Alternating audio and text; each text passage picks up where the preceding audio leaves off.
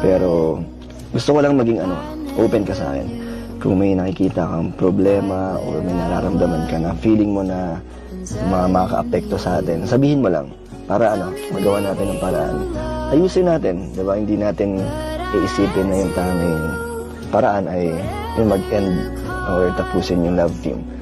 Para sa akin, ganun yung gusto ko. Pero ikaw, kung hindi mo rin naisip na mag-end or magtapos ang ating love team.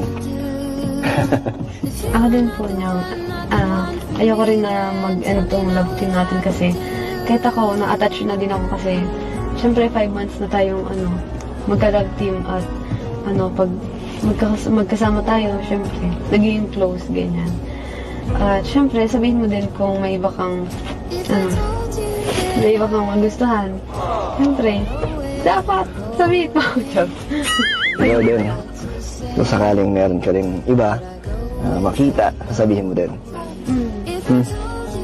Pero meron akong promise sa'yo, Joy. Dahil 5th month na rin natin, gusto kong sabihin sa'yo na wala na akong plano tumingin sa iba.